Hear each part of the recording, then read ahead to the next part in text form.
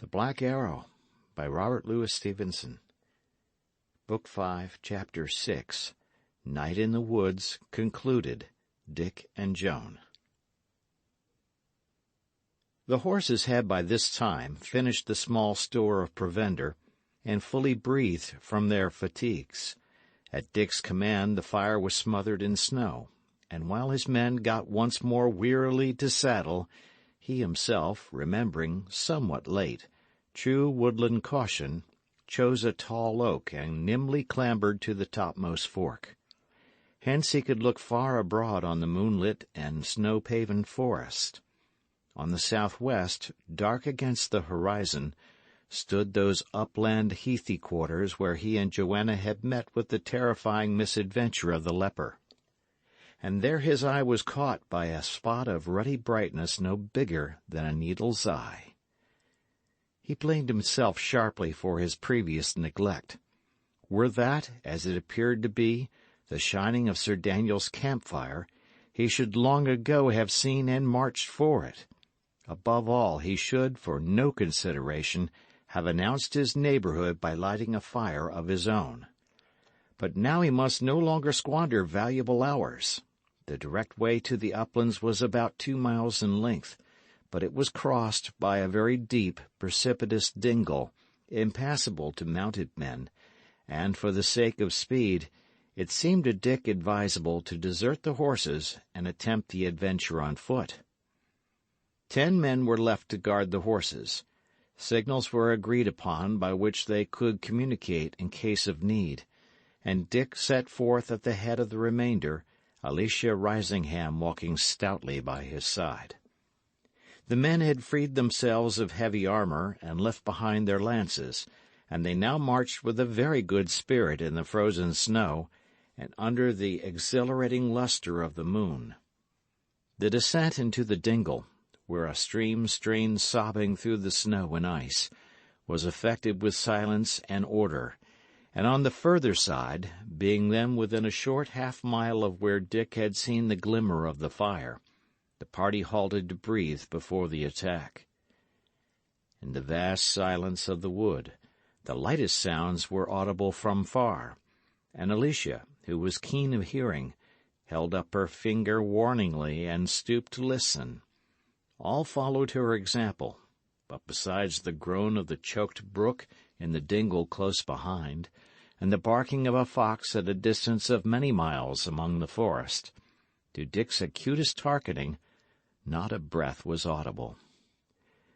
"But yet, for sure, I heard the clash of harness," whispered Alicia. "Madam," returned Dick, who was more afraid of that young lady than of 10 stout warriors, "I would not hint ye were mistaken, but it might well have come from either of the camps." "It came not thence, it came from westward," she declared. "It may be what it will," returned Dick, "and it must be as heaven please. Reck we not a jot, but push on the livelier and put it to the touch. Up, friends, enough breathed."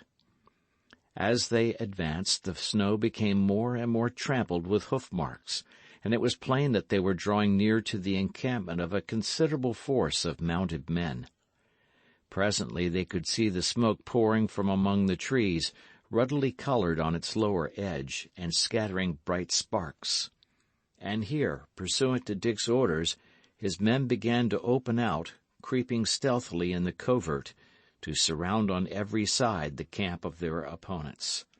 He himself, placing Alicia in the shelter of a bulky oak, stole straight forth in the direction of the fire. At last, through an opening of the wood, his eye embraced the scene of the encampment. The fire had been built upon a heathy hummock of the ground, surrounded on 3 sides by thicket, and it now burned very strong, roaring aloud and brandishing flames. Around it there sat not quite a dozen people, warmly cloaked, but though the neighboring snow was trampled down as by a regiment, Dick looked in vain for any horse. He began to have a terrible misgiving that he was outmaneuvered. At the same time, in a tall man with a steel sallet, who was spreading his hands before the blaze, he recognized his old friend and still kindly enemy, Bennet Hatch, and in two others, sitting a little back, he made out, even in their male disguise, Joanna Sedley and Sir Daniel's wife. "Well," thought he to himself, "even if I lose my horses, let me get my Joanna, and why should I complain?" And then from the further side of the encampment there came a little whistle, announcing that his men had joined, and the investment was complete. Bennet, at the sound, started to his feet, but ere he had time to spring upon his arms, Dick hailed him. "Bennet," he said, "Bennet, old friend, yield ye! Ye will but spill men's lives in vain if ye resist." "'Tis Master Shelton, by St. Barbary!" cried Hatch. "Yield me? Ye ask much. What force have ye?" "I tell ye, Bennet, ye are both outnumbered and begirt," said Dick. "Caesar and Charlemagne would cry for quarter. I have 20 men at my whistle, and with one shoot of arrows I could answer for you all." "Master Dick," said Bennet, "it goes against my heart, but I must do my duty. The saints help you." And therewith he raised a little tucket to his mouth, and wound a rousing call. There followed a moment of confusion, for while Dick, fearing for the ladies, still hesitated to give the word to shoot, Hatch's little band sprang to their weapons and formed back to back as for a fierce resistance. In the hurry of their change of place, Joanna sprang from her seat and ran like an arrow to her lover's side. "Here, Dick!" she cried, as she clasped his hand in hers. But Dick still stood irresolute. He was yet young to the more deplorable necessities of war, and the thought of old Lady Brackley checked the command upon his tongue. His own men became restive. Some of them cried on him by name. Others, of their own accord, began to shoot, and at the first discharge, poor Bennet bit the dust. Then Dick awoke. "On!" he cried. "Shoot, boys, and keep to cover! England and York!" But just then the dull beat of many horses on the snow suddenly arose in the hollow ear of the night, and with incredible swiftness drew nearer and swelled louder. At the same time, answering tuckets repeated and repeated Hatch's call. "Rally! Rally!" cried Dick. "Rally upon me! Rally for your lives!"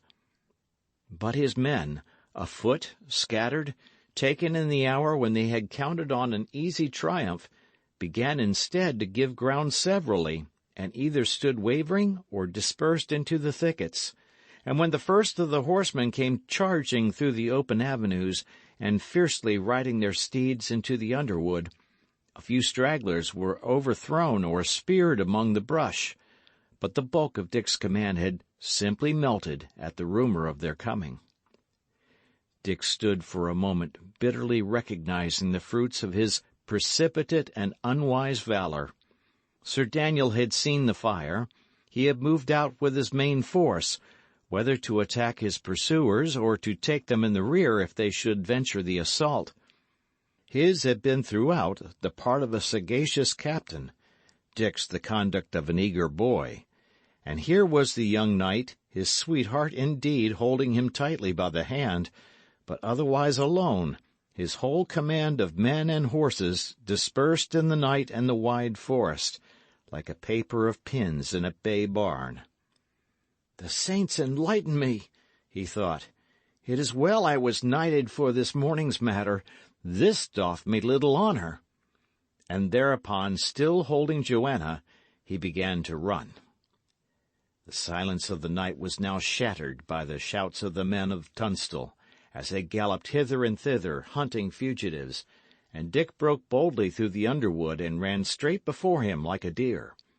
The silver clearness of the moon upon the open snow increased, by contrast, the obscurity of the thickets, and the extreme dispersion of the vanquished led the pursuers into wildly divergent paths. Hence, in but a little while, Dick and Joanna paused in a close covert and heard the sounds of the pursuit, scattering abroad, indeed, in all directions, but yet fainting already in the distance. And I had but kept a reserve of them together," Dick cried bitterly. "I could have turned the tables yet. Well, we live and learn. Next time it shall go better, by the rood." "Nay, Dick," said Joanna, "what matters it? Here we are together once again." He looked at her, and there she was, John Matcham as of yore, in hose and doublet. But now he knew her. Now, even in that ungainly dress, she smiled upon him, bright with love, and his heart was transported with joy. "Sweetheart," he said, "if ye forgive this blunderer, what care I? Make we direct for Holywood. There lieth your good guardian and my better friend, Lord Foxham. There shall we be wed, and whether poor or wealthy, famous or unknown, what matters it? This day, dear love, I won my spurs. I was commended by great men for my valour. I thought myself the goodliest man of war in all broad England. Then, first, I fell out of my favour with the great, and now I have been well thrashed, and clean lost my soldiers. There was a downfall for conceit. But, dear, I care not. Dear, if you still love me and will wed, I would have my knighthood done away, and mind it not a jot." "My Dick," she cried, "and did they knight you?" "Ay, dear, ye are my lady now," he answered fondly. "Or ye shall, ere noon tomorrow, will ye not?" "That will I, Dick, with a glad heart," she answered. "Ay, sir, methought you were to be a monk," said a voice in their ears. "Alicia!" cried Joanna. "Even so," replied the young lady, coming forward. "Alicia, whom ye left for dead, and whom your lion-driver found and brought to life again, and, by my sooth, made love to, if ye want to know." "I'll not believe it," cried Joanna. "Dick!" "Dick!" mimicked Alicia. "Dick, indeed! Ay, fair sir, and ye desert poor damsels in distress," she continued, turning to the young knight. "Ye leave them planted behind oaks. But they say true, the age of chivalry is dead." "Madam," cried Dick, in despair, "upon my soul, I had forgotten you outright. Madam, you must try to pardon me. You see, I had new found Joanna." "I did not suppose that ye had done it a purpose," she retorted. "But I will be cruelly avenged. I will tell a secret to my Lady Shelton. She that is to be," she added, curtsying. "Joanna," she continued, "I believe, upon my soul, your sweetheart is a bold fellow in a fight, but he is, let me tell you plainly, the softest-hearted simpleton in England. Go to. You may do your pleasure with him. And now, fool children, first kiss me, either one of you, for luck and kindness, and then kiss each other just 1 minute by the glass, and not 1 second longer, and then let us all three set forth for Holywood as fast as we can stir, for these woods, methinks, are full of peril and exceeding cold." "But did my Dick make love to you?" asked Joanna, clinging to her sweetheart's side. "Nay, fool girl," returned Alicia. "It was I made love to him. I offered to marry him, indeed, but he made me go marry with my likes. These were his words. Nay, that I will say, he is more plain than pleasant. But now, children, for the sake of sense, set forward. Shall we go once more over the dingle, or push straight for Holywood?" "Why," said Dick, "I would like dearly to get upon a horse, for I have been sore mauled and beaten, one way and another, these last days, and my poor body is one bruise. But how think ye? If the men, upon the alarm of the fighting, had fled away, we should have gone about for nothing. 'Tis but 3 short miles to Holywood direct. The bell hath not beat 9. The snow is pretty firm to walk upon, the moon clear. How if we went even as we are?" "Agreed," cried Alicia, but Joanna only pressed upon Dick's arm. Forth then they went, through open leafless groves and down snow-clad alleys, under the white face of the winter moon. Dick and Joanna walking hand in hand and in a heaven of pleasure, and their light-minded companion, her own bereavements heartily forgotten, followed a pace or two behind, now rallying them upon their silence, and now drawing happy pictures of their future and united lives. Still, indeed, in the distance of the wood, the riders of Tunstall might be heard urging their pursuit, and from time to time cries or the clash of steel announced the shock of enemies. But in these young folk, bred among the alarms of war, and fresh from such a multiplicity of dangers, neither fear nor pity could be lightly wakened. Content to find the sounds still drawing farther and farther away, they gave up their hearts to the enjoyment of the hour, walking already, as Alicia put it, in a wedding procession, and neither the rude solitude of the forest nor the cold of the freezing night had any force to shadow or distract their happiness. At length, from a rising hill, they looked below them on the dell of Holywood. The great windows of the forest abbey shone with torch and candle. Its high pinnacles and spires arose very clear and silent, and the gold rood upon the topmost summit glittered brightly in the moon. All about it, in the open glade, camp-fires were burning, and the ground was thick with huts, and across the midst of the picture the frozen river curved. "By the mass," said Richard, "there are Lord Foxham's fellows still encamped. The messenger hath certainly miscarried. Well, then, so better. We have power at hand to face Sir Daniel." But if Lord Foxham's men still lay encamped in the long holm at Holywood, it was from a different reason from the one supposed by Dick. They had marched indeed for Shoreby, but ere they were half-way thither, a second messenger met them, and bade them return to their morning's camp, to bar the road against Lancastrian fugitives, and to be so much nearer to the main army of York. For Richard of Gloucester, having finished the battle and stamped out his foes in that district, was already on the march to rejoin his brother, and not long after the return of my Lord Foxham's retainers, Crookback himself drew rein before the abbey door. It was in honour of this august visitor that the windows shone with lights, and at the hour of Dick's arrival with his sweetheart and her friend, the whole ducal party was being entertained in the refectory with the splendour of that powerful and luxurious monastery. Dick, not quite with his good will, was brought before them. Gloucester, sick with fatigue, sat leaning upon one hand his white and terrifying countenance. Lord Foxham, half recovered from his wound, was in a place of honour on his left. "How, sir," asked Richard, "have ye brought me Sir Daniel's head?" "My Lord Duke," replied Dick stoutly enough, but with a qualm at heart, "I have not even the good fortune to return with my command. I have been, so please your grace, well beaten." Gloucester looked upon him with a formidable frown. "I gave you 50 lances, sir," he said. "My Lord Duke, I had but 50 men-at-arms," replied the young knight. "How is this?" said Gloucester. "He did ask me 50 lances."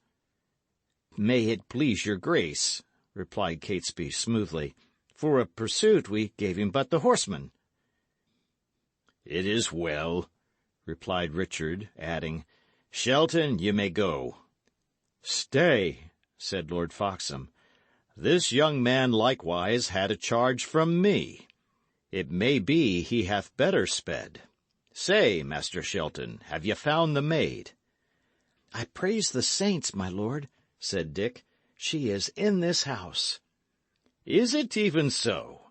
Well, then, my lord the Duke," resumed Lord Foxham, "with your good will, tomorrow, before the army march, I do propose a marriage.